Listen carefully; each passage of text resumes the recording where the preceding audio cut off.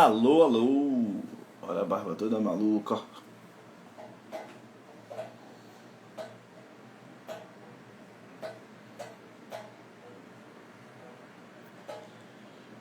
Como vão? Tudo bem? Olá, olá! Ó, o tio Ricardo aí, tia Márcia. Tudo bem, povo? Como estamos? A pandemia já deu, né? Saco cheio de ficar todo mundo em casa. A barba já tá até crescendo de novo, ó. Cortei no início da pandemia aí, ó. Meu povo, como vamos? Hoje vamos conversar sobre esporotricose. Esporotricose com a querida professora Andréia. Só alguns recados antes. Primeiro, vocês devem ter visto ontem, começou novidade aqui no Conecta Micro. Começamos com a nossa linha, com a nossa feed de publicações sobre microbiologia de alimentos. Começamos ontem e vai ser nosso de quarta e sexta agora, vai ser sobre as microbiologia de alimentos. Né? A gente botou uma capinha bonita ontem para avisar, fez até um story para ficar legal. E vamos começar agora toda quarta e sexta assuntos relativos à microbiologia dos alimentos. Esse é o primeiro recado. Segundo recadinho, já estamos com a agenda cheia de novo. Hoje esporotricose com a Andréia. Quinta-feira que vem vamos conversar com a pós-doc Júnior sobre bactérias da Antártida. Depois vamos falar com o Marcão. Sim, Marcão de Santa Ajuda do CNT vai estar aqui com a gente. Depois o nosso querido professor Alan lá do departamento falando com a gente sobre fungos e amebas, tudo que ele trabalha. E daí por diante, vamos começando. E mais um recadinho. Estamos ali subindo o nosso número de seguidores, a gente resolveu. Estamos hoje por volta de 1.700 e alguma coisa, então a gente resolveu. Chegando a 1.800, tem sorteio. Então, quando a gente chegar a 1.800 seguidores, vai ter um sorteio legal para os nossos seguidores. Tá bom? Em breve a gente vai divulgar isso nas nossas stories, para a gente poder jogar aí o que vai ser sorteado, como é que vai funcionar. Tá bom? Ah, novidade 4, sei lá, já perdi a conta. Vamos começar com webinars. Webinars do Conecta Micro. Finalmente vamos começar. Semana que vem o Conecta Micro vai ter o prazer de convidar o professor Bruno Pena para falar sobre biofilme em estáfilos. Vai ser na próxima terça-feira. Boninho, me corrija se eu estiver errado, tá, Boninho? Vai ser na próxima terça-feira, 3 horas da tarde. Tá bom? E aí a gente vai começar com uma certa frequência. Isso não vai ser toda semana a princípio, mas a gente vai manter uma frequência. E aí a gente vai começar com essa nova faceta do Conecta Micro. Tá bom? Acho que a Andréia já está por aqui. Então vou convidar a Andréia para a gente já começar o nosso papo.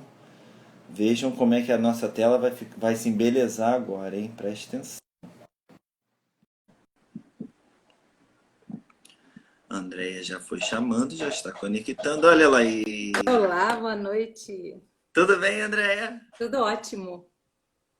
Melhor agora. Melhor então, agora. Conversar sobre esporotricose. Eu que sou veterinário do Conecta Micro, adoro quando vem um assunto veterinário para a gente debater. Eu imagino. Então, que aí eu consigo participar melhor, entendeu? Mas então hoje a gente chamou a Andréia. A Andréia é professora lá do nosso departamento. Professora lá do departamento na parte de micologia. Dá aula para vários cursos. A gente lá na UF dá aula para vários cursos. Sou veterinário, mas dou aula para um monte de curso. Então a gente vai se dividindo. Tem ficado mais na medicina, né, Andréia? Tenho ficado mais na medicina e na parte de aula prática, para minha alegria, na medicina veterinária também. Viu? Então hoje a gente vai conversar sobre a esporotricose. Eu já vou começar perguntando para a Andréia, né? Que a gente já botou lá no título sobre o One Health. Eu já vou perguntar. Em relação ao One Health, como que a esporotricose se encaixa nesse conceito aí? Essa pergunta é excelente, Bruno. Mas antes de mais nada, eu queria dar boa noite para você, agradecer ao Conecta Micro pelo convite. Eu fiquei muito honrada. É uma alegria estar aqui para falar de um assunto que me interessa muito, mas que tem interessado também muitas pessoas, tanto na área de saúde, acadêmica como não acadêmica, dada a situação hiperendêmica, já a gente já pode dizer do Brasil, que não acomete mais só o Rio de Janeiro de uma forma grave e importante, mas o Brasil ia até ganhando algumas fronteiras na América Latina, né, na América do Sul. Então, é um assunto que preocupa bastante e que toda oportunidade que nós tivermos de falar, de fazer divulgação científica nessa área é muito bem-vinda. E eu vi que o Conecta Micro, eu tive a curiosidade de olhar hoje, né, na sua página, existe a popularização da informação científica, que é algo que tem ganho muita importância. Então, eu parabenizo a você, a professora Helena, a todo o grupo que idealizou essa proposta. É uma alegria mesmo estar aqui. E na questão de saúde única, ou One Health, que é um conceito mais ou menos recente, a esporotricose se encaixa de uma maneira muito fácil de entender. Ela é uma doença que eu diria modelo até para compreender a esporotricose. Por quê? Porque você tem os três grandes eixos dentro da esporotricose. É uma doença que acomete tanto o homem quanto os animais, e o fungo causador da doença, que é o seu agente etiológico, está amplamente distribuído na natureza, associado principalmente à matéria orgânica vegetal, que ele degrada na sua forma saprofítica, e também, por estar na matéria orgânica vegetal degradando esse componente orgânico, ele também está distribuído amplamente no solo. Então, o contato com o solo, o contato com a matéria orgânica vegetal, são atividades, em alguma atividade, seja ela laboral ou recreacional, torna o indivíduo propenso, seja o animal ou o homem, a entrar em contato com esse fungo na natureza. Então, os três aspectos abrangidos pela saúde única estão presentes nessa doença. É uma doença que, se eu cuidar somente do ambiente, eu ainda tenho a questão do animal doméstico e do homem, então eu não tenho como tratar somente o animal, tratar somente o homem ou somente o ambiente. Realmente, todas as estratégias de abordagem da doença têm que ser integradas, e é justamente essa a proposta da saúde única. Então, a esporotricose é uma doença que acaba explicando muito bem esse conceito de saúde única. É Acho que isso é bem verdade. interessante. Ela é um daqueles exemplos também dos três, né? Uhum, uhum. E é interessante, Bruno, porque o fungo Sporotrix, que hoje é um gênero, né? Antigamente era somente o Sporotrix schenck, como agente etiológico, isso a gente ainda encontra muito em livro, mas desde 2010 veio uma proposta, até um pouco antes de 2010, de reclassificação, tanto por métodos fenotípicos quanto moleculares, e hoje a gente sabe que existem várias espécies, algumas delas não patogênicas, somente saprofíticas da matéria orgânica vegetal dentro desse gênero, e outras são patogênicas ao homem e aos animais, com maior ou menor capacidade de causar doença mais leve ou mais grave. Mas o fato é que o fungo está amplamente distribuído no ambiente. E o Sporotrix, ele tem uma característica interessante, que é o fato dele ser um fungo dimórfico. E os fungos, se a gente imaginar aí o reino dos fungos, são 99,9% agentes oportunistas. Leia-se Cândida, né? O grande exemplo do fungo oportunista. Mas cabe nos dedos das mãos o número de fungos, se a gente pensar em gênero, que causam doença independente do oportunismo. E o Sporotrix é um desses gêneros. Ele causa doença independente do oportunismo. E essa é uma característica comum a fungos dimórficos, que tem dois tipos distintos. Justamente esse dimorfismo, essa capacidade de ganhar uma nova morfologia no hospedeiro, é um fator importante para a sua patogênese.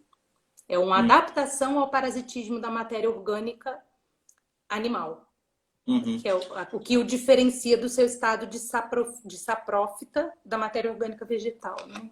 Entendi. Quando você diz que ele não é oportunista, é porque ele não precisa de uma baixa de imunidade ali, né? Entrou no hospedeiro Isso. e vai causar. Ele vai causar doença independente de um fator que propicie, de um desequilíbrio da imunidade, de um outro fator. É claro que o indivíduo que tem algum fator predisponente à doença grave, exemplo, uma diminuição da capacidade de resposta imune, por qualquer motivo, seja uma imunodeficiência provocada por um agente infeccioso como HIV ou por tomar corticosteroide por tempo prolongado, pós-quimioterapia, qualquer situação que propicie, o indivíduo em contato com o fungo terá uma manifestação mais grave da doença. Sem dúvida. Então, se a gente pensar, existem fatores predisponentes para formas graves. Muito embora, interessantemente, a gente tenha na nossa casuística indivíduos imunocompetentes, que a gente não tem identificado nenhum dos fatores clássicos para doença grave, para a esporotricose grave, e eles evoluem para formas muito graves. E aí existem explicações ligadas à virulência do fungo, que a gente conseguiu até hoje medir. É claro que existem fatores do hospedeiro, outros que ainda estão em investigação, né? Mas tá ligado também muito à virulência do patógeno, que é Próprio muito fungo. grande, do próprio fungo. Hum. Principalmente da espécie mais importante no Brasil, que é a mais prevalente e é de maior virulência do gênero todo. É a nossa. É o Sporotrix brasiliensis. Mas vamos lá. Vamos lá. Quem é o principal hospedeiro? Porque assim, acho que ele pode causar infecção em um monte de hospedeiros diferentes, mas quem é o principal? Uhum. Se a gente falar o principal, no sentido do que mais sofre com a doença, sem dúvida é o felino doméstico. Então, já foram registrados casos de esporotricose, não apenas no homem, como a gente já falou, mas em diferentes animais, como você colocou, animais aquáticos, aves, cavalos. Teve uma época que no Brasil a epidemiologia em animais esteve muito ligada aos equinos, né? Mas a gente sabe que o hospedeiro mais suscetível a esse fungo é justamente o felino doméstico. Então, essa é uma grande pergunta que existe no campo científico. O que acontece que o felino doméstico não consegue debelar a infecção por essa levedura? Porque quando ela entra no hospedeiro, o fungo, a partícula entra no hospedeiro, ele faz o dimorfismo para a forma parasitária que é a levedura. Então, a gente não sabe exatamente ainda por que é que o hospedeiro felino não consegue conter tão bem essa infecção. E esse fato tem grandes implicações, Bruno, porque o fato dele sofrer muito com essa doença se dá pelo fato dele não conter a multiplicação do fungo e, portanto, ele fica com uma carga fúngica muito grande no seu organismo, inclusive nas lesões de pele. E aí vem as outras implicações ligadas à via de transmissão zoonótica, né? Não tem a ver com a resposta do gato, o fato dele ter aquelas lesões. Uhum. A gente já sabe que ele não consegue conter o fungo como os demais hospedeiros. Então, Porque a gente tá falando que o cão tem. O cão não transmite tanto pela lesão porque não tem tanta levedura na lesão. E o gato, sim. exatamente. Então, assim, essa é uma pergunta muito frequente, né? É somente o gato que transmite esporotricose? Então, o que a gente sabe? Até hoje, os únicos casos comprovados de transmissão zoonótica são pelo felino doméstico. Doméstico, né? Isso eu aprendi com os veterinários, viu, Bruno? Antes eu dizia felino, hoje eu sei que eu tenho que dizer felinos domésticos. Para quem não sabe, eu sou bióloga, né? Então a gente sempre faz essa ressalva. E esse é o fato, é pelo fato da lesão conter uma carga fúngica muito grande, e a gente sabe que a forma é cutânea, principal, é uma dermatozoonose, então ele tem feridas abertas, lesões abertas na pele, que tem grande quantidade de fungos facilmente transmissíveis, então, de serem não só transmitidos para outro hospedeiro, como também para outra pessoa que venha ter a doença, outro animal, mas também no ambiente. E isso tem grandes implicações durante o tratamento também, né? Uma ferida aberta, o animal em tratamento requer cuidados muito especiais por isso, pela disseminação do fungo a partir da lesão com grande carga fúngica. E tem implicações importantes no diagnóstico também, porque é uma lesão aberta com várias estruturas fúngicas ali disponíveis, o que torna um pouco mais fácil o diagnóstico rápido dessa doença. Entendi. Para o hospedeiro felino. Doméstico. Doméstico, exatamente, o gato, Felis catus. Mas é possível uma colonização pelo fungo? Colonização sem lesão? Não. Uhum. Essa é uma pergunta muito interessante. Eu quero até fazer um comentário aqui em relação a isso. Quando a epidemia começou no Rio de Janeiro, a epizotia, a gente pode dizer, né, nos felinos domésticos, ela começou em meados dos anos 90. Então, foi aí que a gente teve o início do aumento do número de casos mais importante, até atingir um estado epidêmico e hoje hiperendêmico da doença. No começo, quando a gente começou a dar palestra, falar sobre esporotricose, isso já foi em 2010, né? Passados alguns anos já do início do surto, as pessoas não acreditavam que era o felino doméstico que transmitia pela via zoonótica, porque diziam assim, mas eu não vejo fungo na lesão do gato. Porque o fungo, Bruno, está muito associado a um bolor. As pessoas pensam no bolor do pão, pensam no... E o fungo está ali como uma levedura. Então, ele não vai ser visto. Mas eu não estou vendo a pele do meu gato com bolor. Você não vai ver nunca, porque no fato é uma levedura. O que a gente pode ter ali na lesão do felino é uma co-infecção com bactérias. E aí sim, essas bactérias podem agravar a lesão como infecção secundária, porque, como eu falei, fica uma lesão aberta. E aí pode vir uma intensificação do prurido, da secreção, em função da presença de bactérias, que vão co-infectar a ferida felina. Uhum. Respondi? Respondeu. A colonização. Voltando à colonização. Então, o que a gente percebeu? Bom, o felino doméstico ele tem uma grande quantidade de leveduras. ele tem uma grande quantidade de leveduras na lesão. Mas será que a mucosa oral, porque como você, como veterinário, sabe que o gato lambe, inclusive a lesão. Então era esperado que a mucosa oral, ainda que sadia, tivesse leveduras colonizando essa mucosa. E também a mucosa nasal. Então foi uma primeira pergunta que alguns cientistas fizeram e chegaram à conclusão que sim, o fungo pode colonizar mucosas e até depois acometer essas mucosas, causando lesões também na mucosa, mas podem colonizar. Aí uma segunda pergunta que a comunidade científica se fez foi: bom, o felino doméstico ele tem como hábito arranhar matéria orgânica, inclusive vegetal, troncos de árvores e cavar o solo. Então o fungo está na matéria orgânica vegetal e no solo. E o gato, também aprendi isso depois, Bruno, tem uma fissura na sua unha. E ali podem ficar conídeos do fungo, que é a estrutura infectante do fungo na fase filamentosa, antes dele entrar na matéria orgânica animal. Então, uma das pesquisas que foram feitas, principalmente no Rio Grande do Sul e algumas também aqui no Brasil, no Rio de Janeiro, inclusive o nosso grupo, uma aluna de mestrado, minha Pamela, fez, foi uma investigação se havia colonização nas unhas dos felinos, na mucosa oral e na mucosa nasal. Então, a gente viu que tem sim, mas o potencial de transmissão, porque a pergunta nossa foi assim: será que o felino colonizado pode transmitir tanto, é tão importante a colonização na transmissão, quanto é o felino doente?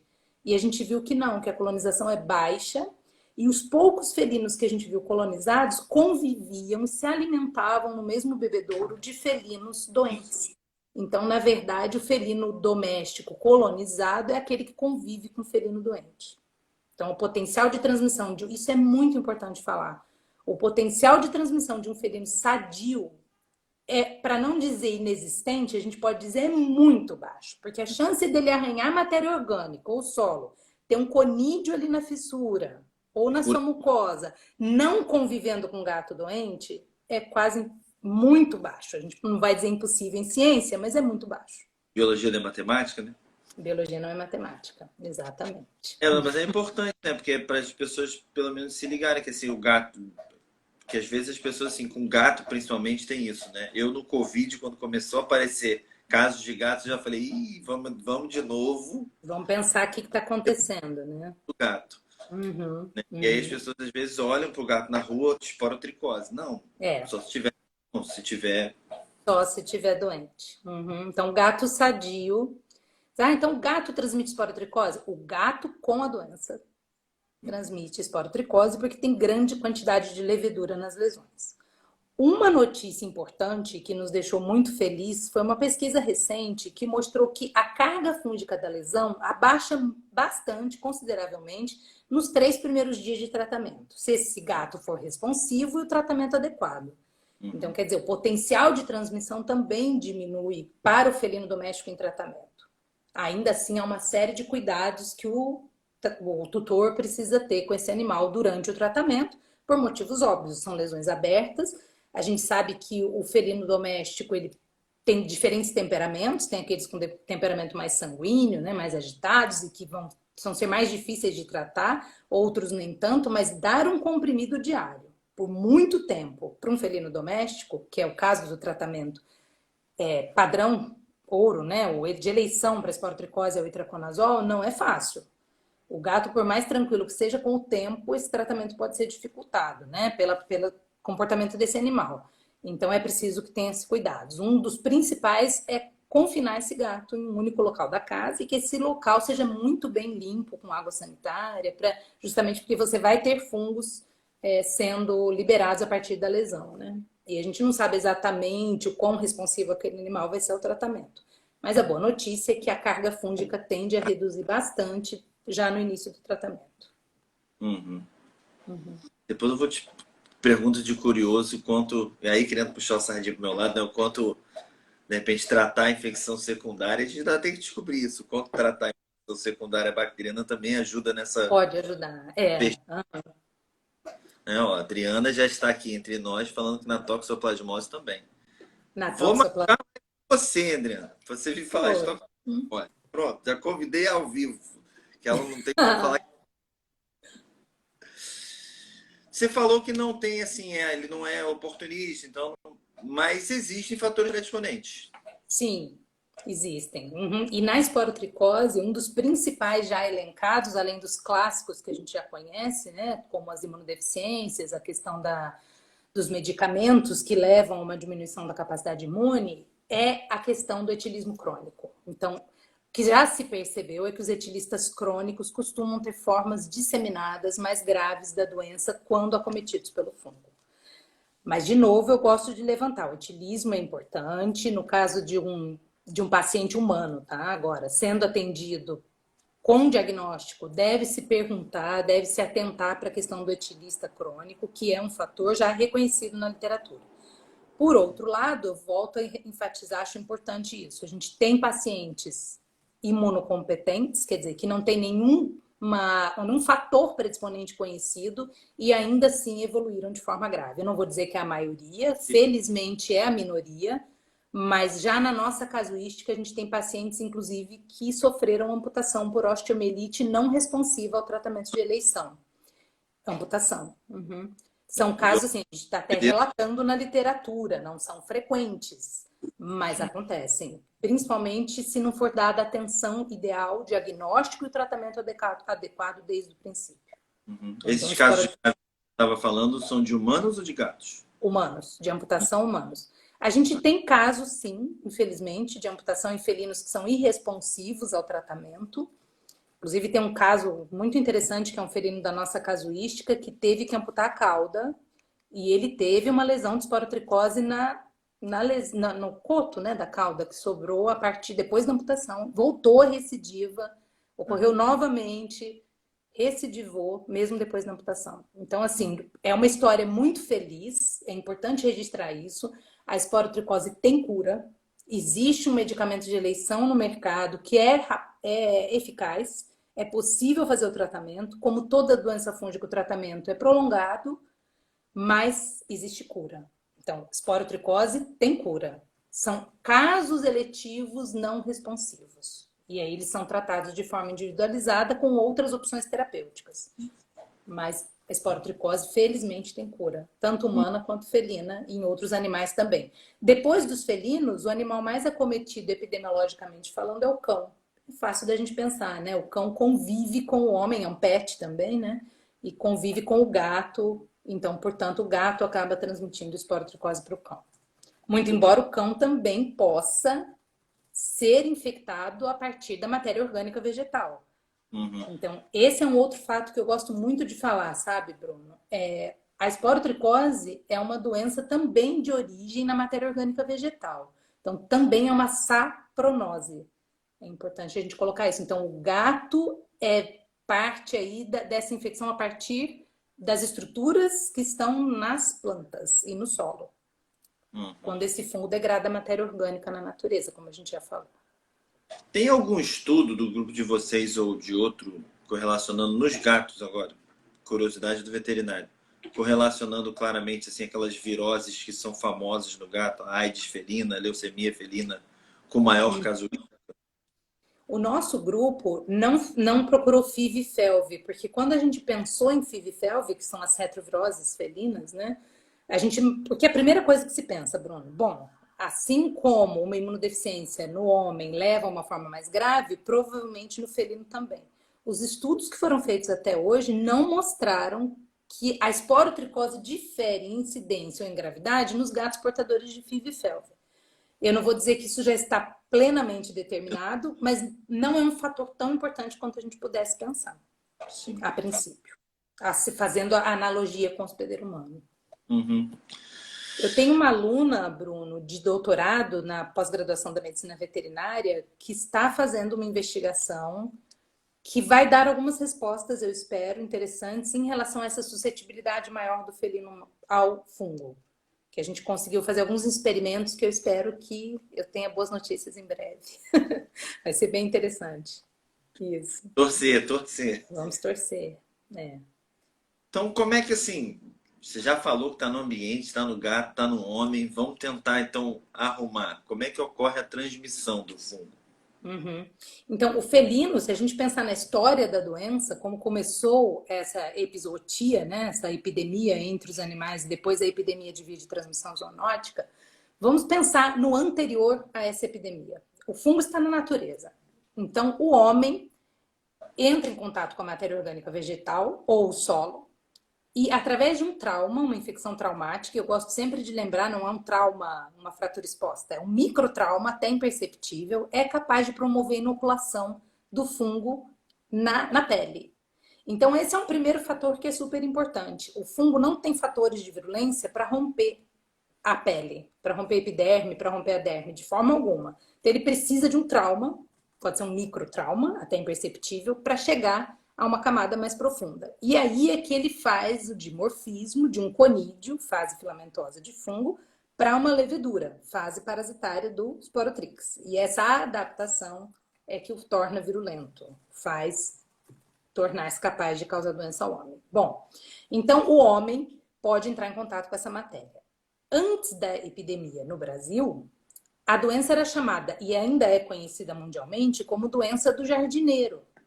Porque, mais frequentemente, a epidemiologia era ver pessoas que lidam com flores. Veja, a rosa tem acúlios, outras plantas têm espinhos, e eles promovem inoculação com grande frequência desse fungo. Então, muitas vezes, os jardineiros é que eram acometidos. Ou pessoas que trabalham com plantas, ou madeireiros até. Na nossa casuística, a gente tem pedreiros, porque ele estava trabalhando com uma laje e a laje era sustentada com madeira. E a laje caiu no joelho dele. E a madeira da laje que caiu no joelho promoveu a inoculação do fungo que estava na madeira. Então, a gente sempre pensando, tem aí a matéria orgânica, tem o trauma que inocula. Nos animais, da mesma forma. Tanto gato, cachorro, aves, qualquer animal na natureza vai entrar em contato com fungo na matéria orgânica, o fungo ligado à matéria orgânica vegetal ou ao solo, que contém essa matéria orgânica em degradação. Então, essa era a história da doença. Até um dos surtos mais famosos, na qual durante 3 ou 4 anos foram atingidos milhares de mineiros, foi na África, porque a madeira sustentava a mina em que eles trabalhavam. Isso foi na década de 40, muito antes aqui do Brasil, né? E foi uma sapronose, por quê? O fungo colonizava essa madeira, degradando a matéria orgânica ali. E os mineiros passavam e, naquela estrutura apertada, sofriam inoculações múltiplas do fungo. Então, vários mineiros tiveram esporotricose. É um dos surtos mais famosos antes do nosso, né? Antes do nosso aqui no Brasil. Então, essa é a história antes. O que aconteceu no Brasil? Nós começamos a ver epizootia felina e, a partir dos felinos acometidos, os felinos sendo importantes na transmissão para o homem e para o cão. Então, felino para outros felinos, felinos para o cão. Justamente porque a gente já contou, a carga fúngica elevada. Tem um outro fator que é importante, além dessa carga fúngica, que é o próprio comportamento do felino doméstico, né? O felino doméstico, ele não costuma ficar contido dentro da sua residência, se é que ele tem um tutor. Ele sai, ele tem briga constante por território pelas fêmeas. Então, o gato brigando, arranha, morde e inocula. E é aí que ele age, então, também como, quando doente, como transmissor desse agente etiológico tão virulento que é o Sporotrix brasiliensis, que é o fungo, a espécie que predomina na epidemia no Brasil, agora na hiperendemia. Uhum. Então, Você já falou aí, você já falou aí que ele é dimórfico, mas qual é a forma infectante do fungo? Essa pergunta vem a calhar nesse momento, né? Que a gente falou que ele está na natureza, na sua forma filamentosa. Então, o fungo filamentoso é aquele que tem hifas, né? E para reproduzir, ele faz conídeos, que são microestruturas muito pequenas. Então, a forma infectante na via sapronótica, que é a partir da natureza, é o conídeo. O conídeo é inoculado e faz a transição, a transformação, né, o dimorfismo, em contato com a temperatura do hospedeiro animal, seja o homem, ou o gato, ou o cão, ou qualquer outro hospedeiro, e se transforma numa levedura. A levedura é a forma parasitária. Agora, se a gente pensar na transmissão via felino doméstico, é a levedura que é diretamente transmitida para outro hospedeiro. Então, não tem essa conversão do conídeo para a levedura, já é diretamente a forma parasitária no tecido do felino que é transmitida para outro hospedeiro. Na questão zoonose, só o gato transmite ou outros animais podem transmitir? Você já até comentou um pouquinho, mas vamos... Bruno, essa pergunta, eu falo que ela nunca é suficientemente respondida, porque nunca, nunca, é impressionante. Eu acho, até eu peço licença aqui para você, para contar uma história, para abrir uma questão, assim, que eu estava até dizendo hoje aqui em casa. Às vezes é delicado falar sobre esporotricose porque as pessoas pensam que são dois extremos. Você tem de um lado pessoas que dizem: ah, então o gato doméstico está cometido em um número de casos muito grande, existe uma epizootia, por que a gente não extermina os gatos? Então, isso é um extremo. Existe um outro extremo que a pessoa diz: você está falando que gato transmite? Eu duvido, você está demonizando o gato. Então, assim, o Conecta Micro é um espaço aberto para a academia. Então, nós vamos nos até os fatos científicos para chegar no melhor possível. Então, como fio condutor, o gato não é o vilão na esporotricose. O gato sofre a doença da forma mais grave e cruel a partir do fungo na natureza. Então, nada de sair matando o gato. A esporotricose tem cura. Então, isso é um ponto que é importante. Então, nem um lado e nem o outro tem razão. O gato, sim, transmite. E a gente tem que pensar no fato para lançar mão de medidas de prevenção e controle, tanto para que o gato não sofra mais, como os demais animais para os quais ele transmite também o homem. Né? Mas desculpa, me perdi da sua pergunta. Não, se só o gato transmite. Sim, então, aí que vem o importante, né? Então, vem as perguntas ligadas a essas questões extremas. Então, assim, perguntas que eu já ouvi. Ah, mas um paciente com HIV, vamos pensar junto comigo aqui. Vamos só responder para didático. Sim, até hoje só o gato, comprovadamente, é ator da zoonose. Então, somente o gato. Mas o meu cão está com esporotricose, eu posso dar banho nele? Pode, porque ele tem pouquíssimas leveduras não capazes, que não estão em quantidade suficiente, nem expostas o suficiente na lesão para serem transmitidas e causar doença ao homem. Então, você pode dar banho no seu gato com esporotricose, ele não vai transmitir. Até hoje, nenhum caso relatado de transmissão por outro animal que não o felino doméstico. Existe um ou dois casos na literatura, mas que o animal não estava doente. Ele causou o trauma e a gente não sabe nem se foi ele que inoculou. E a pessoa depois teve a doença. Então, não dá para dizer que foi promovido por aquele animal. Então, até hoje, é o felino. Então, seu cão não transmite esporotricose, que é a maior confusão que se faz, tá? Mas, dito isso, uma vez uma pessoa me perguntou assim, mas um paciente soro positivo para HIV com AIDS manifesta de uma forma disseminada muito grave, internado com lesões de esporotricose disseminada abertas, com prurido. Ele não vai ter uma grande quantidade de leveduras? Porque, por analogia, ele também não... Ele está com uma esporotricose disseminada. Não existem estudos mostrando que uma pessoa transmitiu para outra. Então, não existe nenhum relato mostrando transmissão pessoa a pessoa. Ah, Andréa, então essas pessoas insistem, mas será que não é possível nessa condição? O que a gente pode dizer? Primeiro, uma pessoa internada nessa situação com AIDS, com uma doença esporotricose disseminada, ela não vai ser tratada, não vai ser assistida sem que o profissional esteja usando todos os EPIs adequados. Então, até hoje, nenhum caso foi diagnosticado, foi documentado de transmissão a partir do homem, nem num caso extremo como esse. Aí vem aquela pergunta, mas é impossível? Eu não vou dizer que é impossível, nunca foi documentado. Até hoje, nunca foi documentado. Tá? Saúde! Obrigado, obrigado. Não é corona, não, hein? Então tá bom, eu ia te perguntar se o gato era o grande vilão, mas você já bem falou Não aí. aguentei, né? Não aguento. Eu defendo o gato. Perfeito, já emendou uma na outra. Assim que é bom. Agora sim, são frequentes co-infecções? Então, uma delas a gente até já falou que elas são frequentes tanto na experiência clínica humana quanto na experiência clínica felina, que é a co-infecção com bactérias. É fácil da gente imaginar, né, Bruno? Porque a lesão fica aberta. Então, ter uma co-infecção com uma bactéria que já seja colonizante da microbiota da pele, tanto do homem quanto do felino, é fácil de entender que elas aconteçam com alguma frequência. E, em alguns casos, é preciso associar, sim, também o antibacteriano.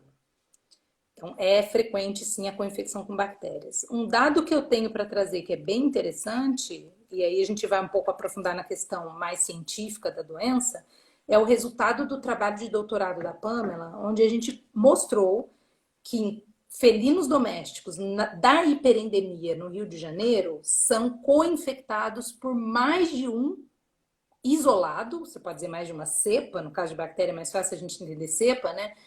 2 Porotrix brasilienses. Então, o Hum, estado hiperendêmico é tamanho que você tem gatos que são co-infectados por mais de uma cepa do próprio Porotrix brasiliensis.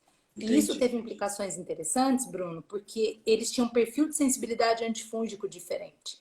Então, você trata um isolado e o outro não responde ao medicamento, possivelmente, porque um era sensível ao itraconazol, o outro era resistente ao itraconazol.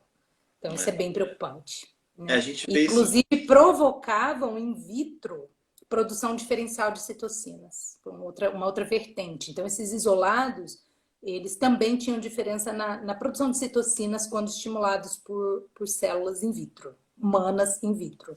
A gente Interessante. não pôde fazer com célula felina, é um desdobramento agora do trabalho. Então, acho isso bem Vão interessante. Tem fazer? ou infecção do próprio Sportrix. E vão fazer com célula felina agora? Cenas. Vamos, com certeza. Com certeza. A Adriana e a A Helena já prepararam. dificuldade de fazer cultivo com célula felina é a quantidade que você precisa de sangue, né? Mas Entendi. a gente tem uma solução para isso. É cenas dos próximos capítulos. Boa, Muito boa, interessante, muito interessante. boa. Ó, tava a Adriana e a Helena aqui comprovando que Conecta Micro vai virar material para ficar nos termos da moda Coisa boa. para os alunos da MAD. Ah, que legal, que bom, que bom. Segundo a Bom, Adriana, dando spoiler do júri aí de alguma atividade de vocês dentro do conteúdo. isso. Ai, Viu? a gente fez uma atividade interessante com eles, perguntando se o gato era o vilão da esporotricose. Dei spoiler, Adriana. Acabei com a atividade. Acho que eles não estão aqui hoje, não, né? Não estou vendo ninguém. Não sei se ninguém tá. Enfim. Eu termino minhas palestras com foto de gatos com os meus filhos. Para dizer que os gatos são amigos, eu tenho gatos, eu adoro gatos, eu não... Os gatos não são os vilões. Não tem como a gente não dizer isso. A Helena não conta para a turma da MAD que Não vai estar no conta, YouTube, não. tá? Adriana, eu sei que não vai contar. Quando é que é a atividade? A gente segura. A live da Adriana só vai semana que Segura, segura. Muito Como bom. é entrando agora no diagnóstico, como é que a gente faz o diagnóstico da esporotricose? Uhum. Então, a gente vai ter que olhar duas vertentes: o diagnóstico no felino e o diagnóstico nos demais hospedeiros. O felino doméstico, como eu falei, pela grande quantidade de leveduras na lesão, o imprint, só encostar a lâmina e seguida de coloração, com panótico rápido, um GIMSA, já permite a visualização desse fungo. O que nos preocupa, e muito mais aos médicos veterinários, né? Aqui eu faço até uma menção à professora Elizabeth Rocha, que é a coordenadora do nosso projeto de extensão, eu sou vice-coordenadora da esporotricose felina, então faço aqui uma menção a tudo que eu aprendi com ela em esporotricose felina, faço um agradecimento público. Acho que ela Colocar a lâmina na lesão e corar, já é possível ver o fungo. Agora, às vezes, esse fungo se confunde com alguns outros fungos, pode ser confundido com o fungo causador da histoplasmose, que não é tão comum, mas da criptococose, que também acomete o gato. Então é preciso cuidado, porque no começo, quando a gente começou a trabalhar, Bruno, nada era esporotricose, ninguém lembrava de esporotricose. Hoje a gente vive o contrário. Ah, isso aí é esporotricose, e às vezes não é. Né? E aí não vai responder da mesma forma ao antifúngico e podendo levar a uma complicação do caso. Então, mas o diagnóstico, isso é importante colocar, por imprint, se chama citologia por imprint. Ele é uma triagem. O diagnóstico padrão ouro é o isolamento do fungo em cultura. Então, a cultura, o método de cultura que a gente faz nos nossos projetos de extensão e pesquisa, é o cultivo com isolamento do Sporotrix em placa após cultivo micológico. Porque se você tiver uma carga fúngica baixa na lesão e não conseguir enxergar na citologia, porque isso pode acontecer, principalmente no gato que chega para a gente já em tratamento. Às vezes o gato chega em tratamento, mas irresponsivo, mas com lesão com pouca levedura. Aí eu vou dizer, não, não é esporotricose por imprint, mas era. Se eu fizesse um método mais sensível, padrão ouro, que é a cultura, eu conseguiria isolar o fungo. Então, tem que fazer cultura. Podendo fazer cultura é o método padrão ouro ideal. Tá? Deve ser feito. Uma coisa que a gente não comenta... Bom, vou terminar de falar diagnóstico, depois eu coloco essa implicação de fazer diagnóstico por cultura. No homem e demais hospedeiros, não adianta fazer citologia. Não adianta fazer exame direto algum. Então, você pode até fazer uma biópsia, então, padrão ouro é biópsia seguida de cultura. Por quê? Porque tem baixa quantidade de levedura. Se eu for fazer um método de diretamente procurar o fungo na lesão, sem cultura, pode ser que eu tenha um falso negativo. Na histopatologia, eu vou ver uma reação granulomatosa de aspecto granulomatoso crônico, que a gente sabe que não fecha diagnóstico. Pode ter várias etiologias, até mesmo não infecciosas. Então, a gente não pode dizer que fecha diagnóstico com histopatológico. A gente vai fechar diagnóstico com isolamento do fungo in vitro. Então, padrão ouro, biópsia seguida de cultivo micológico. Para qualquer outro hospedeiro, para todos os hospedeiros. Com a questão do gato podendo ser feita a citologia por imprint para uma triagem. Tá? Gato, citologia, cultura. Outros, biópsia e cultura. Biópsia seguida de cultura. É o padrão ouro. Tá? Ah, mas a lesão do meu paciente humano estava aberta, eu fiz um swab positivo. Sorte, ótimo. Swab positivou, ótimo. Padrão ouro é biópsia, que nem sempre é possível, a gente entende, né? Biópsia já requer um nível de complexidade maior, de coleta e tudo mais. Então lesão do cachorro com lesão por esporotricose. Só suabar a lesão e mandar pro... A gente criando verbo, né? Suabar. Só suabar aquela lesão e mandar pro laboratório tem grande chance de dar falso negativo. Tem pela pouca quantidade de levedura. Pela então, padrão ouro, cultura. Cultura da biópsia. Né? Seguida, biópsia seguida da cultura. No felino, a gente consegue positivar com suave. No felino, a gente consegue positivar com suave. Não precisa fazer biópsia em felino. Tá? Agora, sim, das perguntas que eu normalmente faço, que é para dar ideia para projeto para os outros. O que o gato não tem que os outros hospedeiros têm que torna ele tão suscetível, sei lá, uma interleucina que não produz, já se sabe o que ele não produz, os outros produzem? Então, de uma forma geral, sabe-se pouco sobre a imunidade do felino, independente de ser em relação à esporotricose, né? Isso eu já posso dizer. O que a gente sabe, Bruno, até de um trabalho que eu fiz também em conjunto com alunas de mestrado da medicina veterinária e parceria da professora Elizabeth, foi a questão de olhar como seria a resposta in vitro. Mas aí olhando em lâmina, a gente ainda não fazia cultura, agora a gente está fazendo cultura de macrófago, tá? Nessa fase, a gente percebeu, e a gente sabe da literatura, pela biópsia seguida de histopatológico de outros grupos, principalmente da Fiocruz, que não é o nosso, que o felino faz uma tentativa de montar granuloma, mas ele não consegue fazer um granuloma bem formado e não consegue, portanto, conter o fungo dentro de um granuloma formado. Então, o fungo se multiplica independente de uma contenção, enquanto que os outros hospedeiros fazem um granuloma bem formado e conseguem conter a multiplicação desse fungo. Então, isso é o basal que a gente sabe. Eu espero que uns trabalhos mais recentes mostrem outras vertentes. A gente está conseguindo, vou dar um mega spoiler agora, a gente está conseguindo expor os células de felino, da resposta imune felina ao esporotrix in vitro. E a gente vai dosar a citocina. Então, eu pretendo, estou guardando por enquanto sobrenadante, espero em breve ter alguma resposta diferente para te dar. Achando que estava dando ideia, mas na verdade você já está fazendo. Deixa eu andar, já que a gente ainda está no diagnóstico, alguém perguntou aqui, foi a Raíza. Bom que eu tenho o Boninho no meu WhatsApp aqui no computador, a Helena é meu Boninho, meu ponto eletrônico. A Raíza perguntou, boa noite. Tem como a gente diferenciar na citologia Sporotrix do Cryptococcus? Olha, eles são diferentes, mas é preciso muita experiência para perceber essa diferença. Então, como estratégia em saúde, eu não diria isso, eu não farei essa resposta. Eu diria assim, é preciso fazer cultura para garantir. Tá? Porque a gente, mesmo com a experiência, às vezes você vê aglomerados do Sporotrix, coisas que são um pouco distintas, né? Então, eu não diria que você deve usar somente a histologia por imprint para diferenciar esses fungos, de forma alguma. É preciso muita experiência para dizer o contrário. Tá? Sim. Então, vamos lá. O primeiro aqui, alguém pergunta assim, é comum relato de infecções oculares por Sporotrix em humanos? A gente está terminando de redigir um relato de caso de esporotricose ocular felina, que também não é comum. Eu não diria que é comum no humano, mas não é raro também. Tá? A gente já tem vários relatos na literatura, inclusive ela é chamada de síndrome de Parinot por Sporotrix, porque outros agentes etiológicos também podem levar a essa manifestação, esse conjunto de manifestações que é chamada de síndrome de Parinot. O que é síndrome de Parinot? Acometimento da mucosa com acometimento de linfonodos auriculares. Tá? Então, ou às vezes até cervicais. Então, caracteriza a síndrome de Parinot. Existem outros agentes, o Sporotrix também faz essa síndrome de Parinot.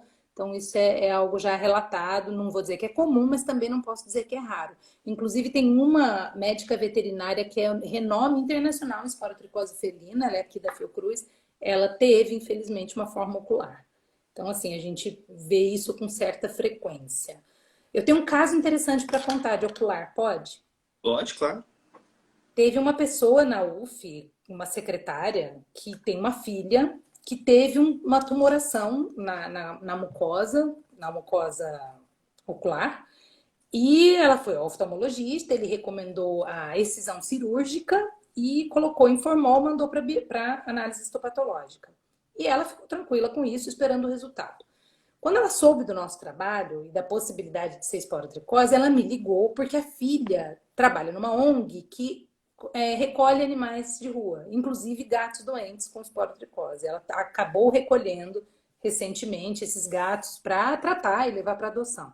E ela pensou, poxa, pode ser que minha filha tenha tido esporotricose. Então aqui eu boto um ponto muito importante, que eu sempre gosto de falar para os alunos, né? No caso desse oftalmologista não ter suspeitado de esporotricose, o que implica isso? Né? Implica no fato dele ter colocado essa material que ele fez excisão cirúrgica em formol. E aí, qual é o diagnóstico padrão ouro?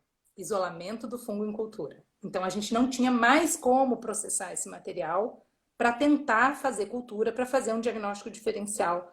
E o histopatológico justamente acabou levando a um granuloma crônico. Então, a gente não conseguiu saber pelo histopatológico.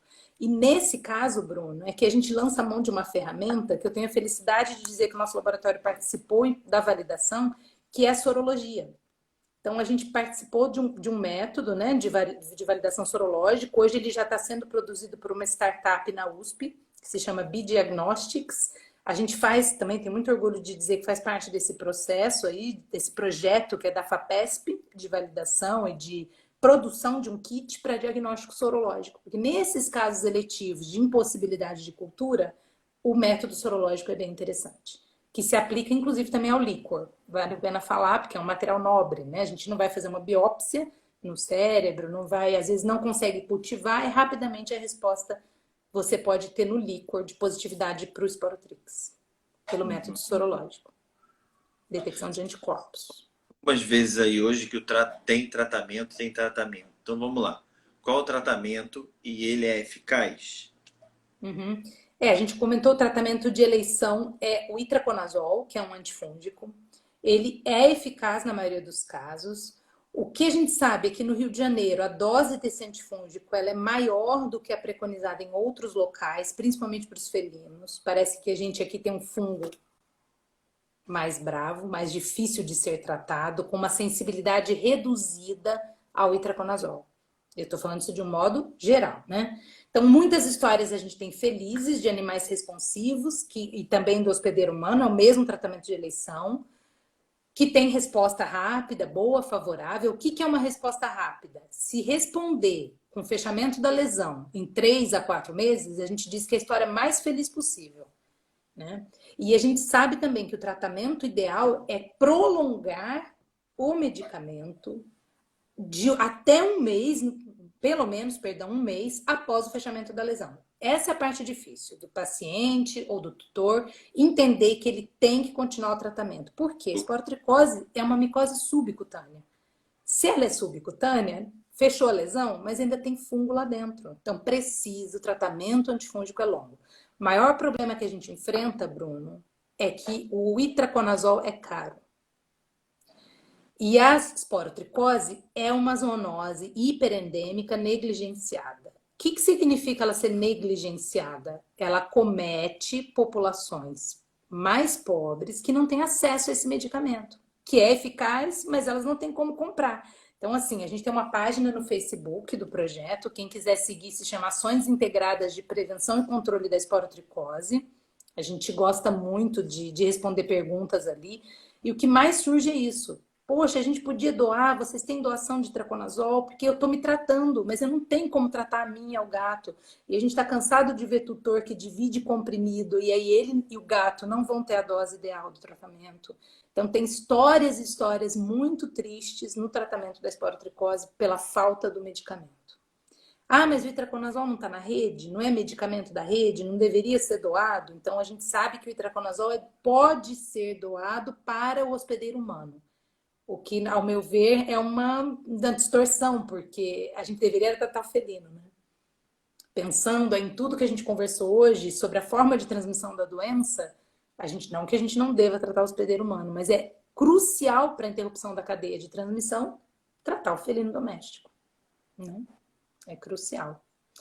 E aí é uma grande batalha dos nossos projetos, tanto de extensão humana quanto felina, que é conseguir doação desse medicamento, que a gente já tentou várias vezes, tanto em órgãos públicos quanto em empresas privadas.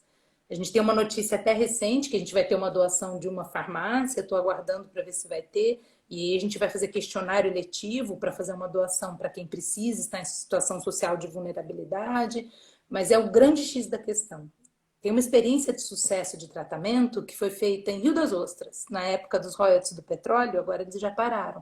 Mas era uma ação integrada entre a Secretaria do Meio Ambiente, que tinha um gatil, com veterinários, com a Secretaria de Saúde, né, uma parceria, e os veterinários da Secretaria de Saúde tratavam esses animais contidos no gatil e depois liberavam os animais sadios, independente deles terem ou não tutor. Então, isso funcionava muito bem com medicamento gratuito fornecido pelo poder público. Show de bola. Mas nem sempre a história é feliz assim. Então, tem tratamento e é eficaz. Tem tratamento e é eficaz. Agora, olha aqui, por que a gente tem essa super, na verdade o nome correto, essa hiperpandemia só aqui no Brasil? O que aconteceu aqui? Essa é uma pergunta interessante. O que acontece, Bruno? Se a gente for pensar na história da esporotricose, eu gosto muito de histórico, né? Desde 1898 que o Benjamin Schenck descreveu o fungo. Não tinha esse nome, tinha um outro nome, não vou entrar aqui em detalhes, mas nos Estados Unidos, em 1898, o fungo foi descrito a partir de lesões de um paciente humano. Logo depois, em 1907, Lutz, Splendore descreveram no Brasil. E eles descreveram, e eu faço questão de pontuar que é muito interessante, quem gosta de esporotricose tem que ler o artigo do Lutz, descrevendo esporotricose, que ele diz o seguinte, que ele descreveu casos humanos e em ratos. Veja que interessante, né? E aí, para dar mais uma dica dessa sua, para a gente poder responder isso, que eu já adianto que não existe uma resposta pronta, fechada, a esporotricose começou, o epicentro ali da pandemia, não, né? Da epidemia, do surto, foi na Baixada Fluminense, numa área de vulnerabilidade social, de baixas condições socioeconômicas. Então, o que a gente imagina que tem acontecido aqui, né? É uma região que as pessoas não tem condições sanitárias adequadas e o lixo fica acumulado na rua. Quem tem felino nessa área tem muitas vezes o felino para controlar a população de ratos. Então, desde 1907, o Lutz sabia que o rato tem esporotricose. Não que o gato também não possa ter adquirido ali do ambiente, né? E para ajudar, a gente tem no Brasil a espécie mais virulenta do gênero, que é o Sporotrix brasiliensis. Então, a gente imagina que tenha sido um encontro infeliz nessas condições desfavoráveis entre o felino doméstico, que é suscetível em qualquer lugar do mundo, porque há casos pontuais de esporotricose em outros lugares do mundo, locais do mundo, em felinos domésticos, mas não existe uma epidemia, nenhuma hiperendemia. A gente tem Sporotrix brasiliensis, que sabidamente é o mais virulento do gênero. O Sporotrix Schenck, o Sporotrix globosa, o Sporotrix, todas as outras espécies não têm a virulência do nosso Sporotrix brasiliensis. E a partir daí, então, começou. Mais difícil com facilidade de hospedeiro. Com vários hospedeiros. Uhum. E aí é descontrolado, né? Epizootia que levou à epidemia por via de transmissão zoonótica. E hoje eu acho interessante também a gente contar isso, né? Ficou ao Rio de Janeiro, Rio de Janeiro. O Rio de Janeiro foi, sim, o centro. Hoje a gente já tem uma expansão geográfica nacional muito importante. Tem esporotricose em São Paulo, tem esporotricose em Minas Gerais, tem esporotricose no Nordeste. Então, e casos descritos na Argentina, na nossa fronteira, pelo Sporotrix brasiliensis. Então, o Sporotrix brasiliensis está expandindo. Está Tá. expandindo. Uhum. E aí, na sua opinião, como é que a gente faz para ganhar dessa hiperepidemia, Qual hiperendemia? seria hiperendemia, né? Qual seria a forma mais eficaz de prevenção e controle, né?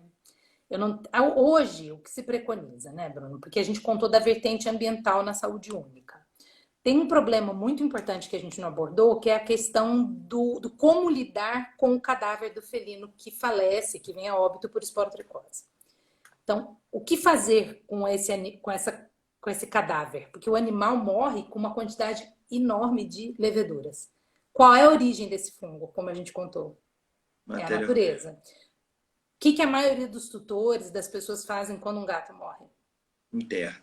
Enterra. E aí o fungo volta para a natureza. Então, assim, a gente acaba tendo um ciclo, né? Você percebe? O gato, então é um ponto interessante. Preconizado, incinerar o cadáver desse felino, né? O ideal. Agora, existem serviços públicos e privados. Os públicos, infelizmente, não funcionam como deveriam para atender essa demanda. Então, isso é muito complicado. Na prática, as pessoas acabam devolvendo o fungo ao ambiente por meio do cadáver do felino. Ou nem isso, o felino morre abandonado na rua e acaba o fungo atingindo o solo. Agora, uma curiosidade: ninguém até hoje, nem por métodos moleculares extremamente sensíveis, conseguiu isolar Sporotrix brasiliensis do solo. Surreal, né? É, surreal. A gente sabe que ele está na natureza, mas Sabe que o que dificulta também os trabalhos de investigação da distribuição, né? Porque se a gente não consegue isolar, a gente não consegue mapear a distribuição ambiental do fungo, que é também muito complicado. É incrível isso, acho uma curiosidade muito grande que eu tenho. Então, assim, esse controle ambiental é importante, da disseminação ambiental do fungo pelo descarte do cadáver felino, mas uma das medidas, é claro, a gente está numa instituição de ensino superior, é a educação em saúde. É educar, sempre.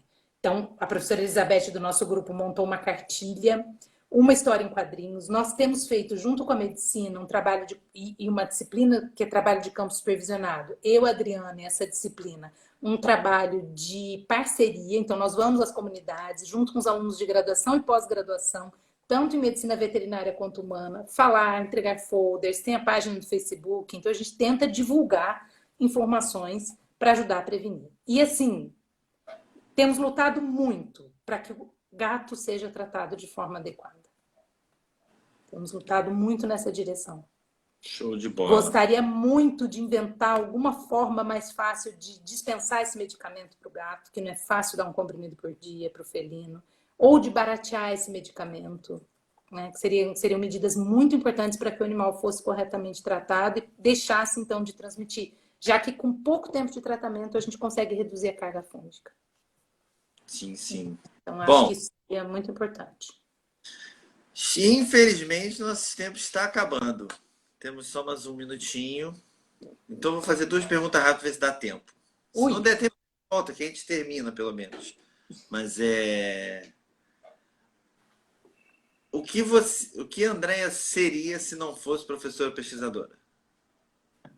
Bruno, eu fui professora de balé. Eu seria dançarina, professora de balé e dançaria. Sinto muita falta de dançar. Gosto muito. E o que não seria de jeito nenhum? Nada ligado à matemática. Contadora. Não seria contadora.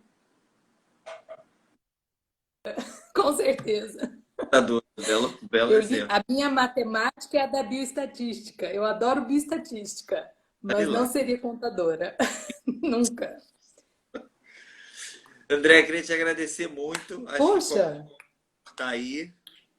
tá bom? Por ter topado a ideia. A gente às vezes fica com friozinho na barriga de vir falar desse jeito, né? Mas foi muito legal. Ah, meu Deus, adorei, adorei. Me senti honrada, Bruno. Tô super feliz de estar aqui.